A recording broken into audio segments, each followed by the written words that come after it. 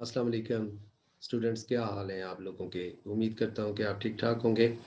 अच्छा, ये balance of payment के टॉपिक पे आखिरी वीडियो है और इससे पहले मैंने जो वीडियोज़ बनाई आपके लिए, उनमें current account, capital account, finance account, net error enumeration के बारे में डिस्कस किया। उसके बाद जो है वो causes of financial account deficit, causes of current account deficits की थी। अब ये जो वीडियो है, ये मैं आप लोगों के साथ ये डिस्कस करने जा रहा हूँ कि अगर डेफ़िसिट हो, तो क्या हो सकता है कि इकोनॉमी में क्या प्रॉब्लम आ सकता है? और इसका क्या मतलब है? कॉन्सिक्वेंसेज़ की बात कर रहा हूँ कि consequences of current account deficit अगर हो या फिर करंट अकाउंट में सरप्लस हो, तो उसके इकोनॉमी इसका क्या मतलब होता है और इकोनॉमी उसे किस तरह ट्रीट करे या ट्रीट करने की बात तो फिर आगे अगले चैप्टर में बात करेंगे, पॉलिसीज़ बनाएँगे उसको ठीक करने के लिए, expenditure dampening and switching policies बनती हैं उसके लिए, वो वहाँ पे उस वीडियो में डिस्कस करेंगे। इस वक़्त एक बात तो ये है कि अगर करंट अकाउंट में डेफ़िसिट है एक इकोनॉमी में, तो इसका मतलब ये हुआ कि क्या मतलब हुआ कि उस मुल्क के लोग लिविंग बियॉन्ड इट मीन्स जी, अपनी वो कहते हैं चादर से बढ़कर इस्तेमाल कर रहे हैं, अपने रिसोर्सेज़ से ज़्यादा इस्तेमाल कर रहे हैं। इसका ये मतलब हुआ कि उस मुल्क में एक्सपोर्ट्स जो है वो ज़्यादा हैं और इम्पोर्ट्स कम हैं।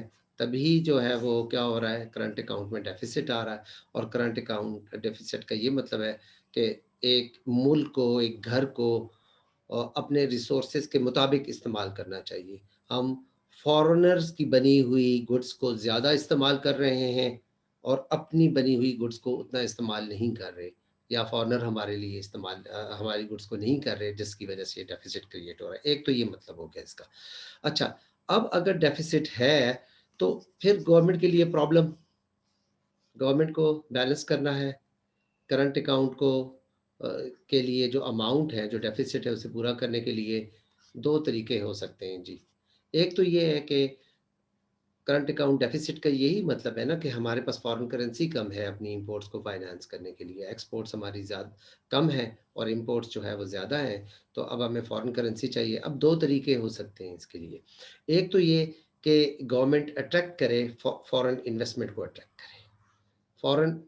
क्या करें, अट्रैक्ट इन्वेस्टमेंट को अट्रैक्ट करें, यानी एफडीआई गवर्नमेंट्स के जो मिनिस्टर्स हैं और प्राइम मिनिस्टर आपने देखा है बाहर विजिट कर रहे होते हैं और वो विजिट करके क्या कहते हैं, वो कहते हैं कि आप पाकिस्तान में आके प्लांट लगाएं, पाकिस्तान में आकर मनी को इन्वेस्ट करें, तो यहाँ पाकिस्तान में बहुत ग्रोथ है, अपॉर्चुनिटीज़ हैं। क्योंकि जब वो यहाँ आकर प्लांट लगाएँगे, तो वो डॉलर की फ़ॉर्म में लेके आएँगे और डॉलर जब यहाँ आएगा, तो उसकी वजह से हम अपने करंट अकाउंट डेफ़िसिट को किसी हद तक कंपनसेट कर कर सकेंगे। लेकिन ये देखें, ये भी कोई एक तरह से डेवलपिंग कंट्री डेवलप तो ऐसे ही होते हैं, लेकिन शॉर्ट रन में तो ये प्रॉब्लम सॉल्व हो जाएगा। वो आ जाएँगे, वो यहाँ प्लांट लगा देंगे, यहाँ एम्प्लॉयमेंट भी बेहतर हो जाएगी, जीडीपी भी बेहतर होनी शुरू हो जाएगी। But in a long run वो अपने जब प्रॉफ़िट्स और इंटरेस्ट अर्न करके अपने पैरेंट कंट्री को वापस भेज रहे होंगे, तो फिर दोबारा से ये जनरेट हो जाएगा प्रॉब्लम जी, करंट अकाउंट में फिर डेफ़िसिट होना शुरू हो जाएगा, क्योंकि मनी आउटफ्लो हो रही होगी उस वक़्त में। एक तरीका तो आ गया अट्रैक्टिंग इन्वेस्टमेंट, दूसरा तरीका है लोन, क्योंकि आपने फाइनेंस तो करना है करंट अकाउंट डेफ़िसिट में। अब जो पिछला पीरियड है 2017-18 की बात कर रहा हूँ कि पाकिस्तान में करंट अकाउंट डेफ़िसिट जो है वो काफ़ी सर्ज कर गया था। यानी लास्ट जो गवर्नमेंट नवाज़ गवर्नमेंट थी, उस वहीं से सर्ज होना शुरू हो गया था ये। क्योंकि ऑयल महँगा होना शुरू हो गया था उन दिनों में, तो फिर ऑयल की इम्पोर्ट के लिए हमें डॉलर देना पड़ता है और बहुत आउटफ्लो हो गया था, फ़ॉरेन करेंसी के रिज़र्व जो है वो डिमिनिश होने शुरू हो गए थे। फिर इमरान गवर्नमेंट के शुरू के काफ़ी अरसा 19 और 20 ये भी बहुत ही बैड रहा, हमारा करंट अकाउंट जो है काफ़ी डेफ़िसिट में था। लेकिन अब जो है वो पिछले जो अक्टूबर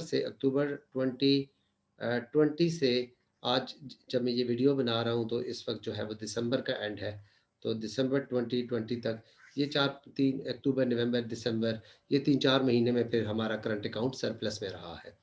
तो सरप्लस होने की रीज़न्स ये थी कि हमारी एक्सपोर्ट्स और रेमिटेंसेस इम्प्रूव हुई हैं, तो उसकी वजह से, और इम्पोर्ट्स सिग्निफिकेंटली ड्रॉप हुई हैं क्योंकि इम्पोर्ट काफ़ी महँगी हो गई हैं, तो इसलिए इम्पोर्ट ड्रॉप की गई है।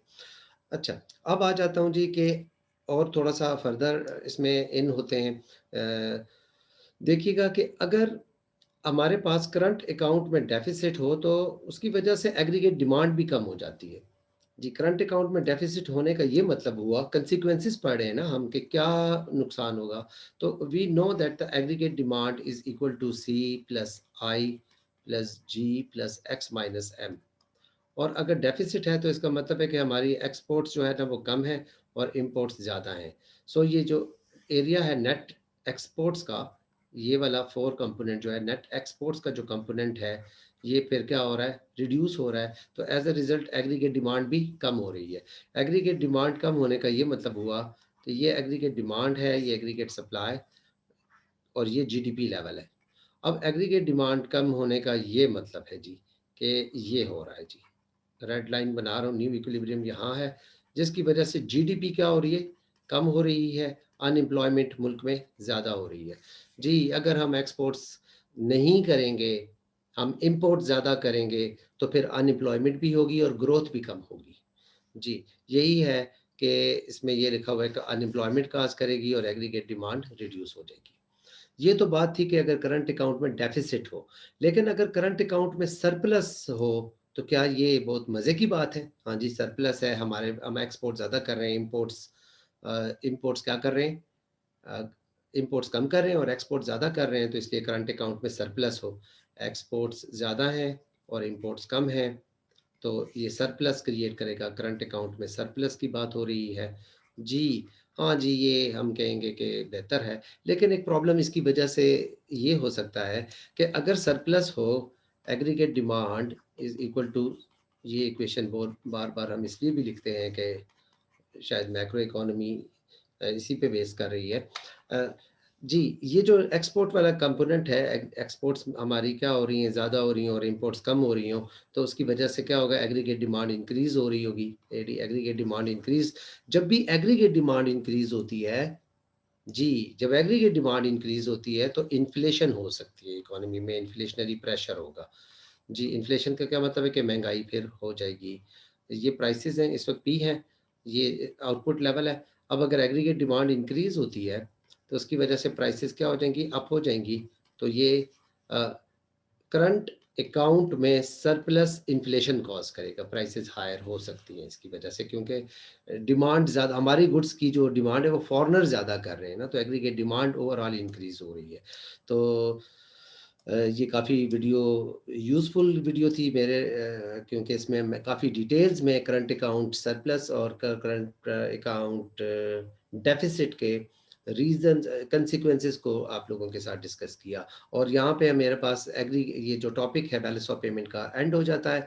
अब नेक्स्ट वीडियो में एक और टॉपिक, बिल्कुल नया टॉपिक लेके, उसमें उसकी जो 4-5 वीडियोज़ एक टॉपिक पर होती हैं वो इंशाल्लाह बनाऊँगा। उस वक़्त तक के लिए इजाज़त, आपके साथ फिर मुलाकात होगी। अल्लाह हाफ़िज़।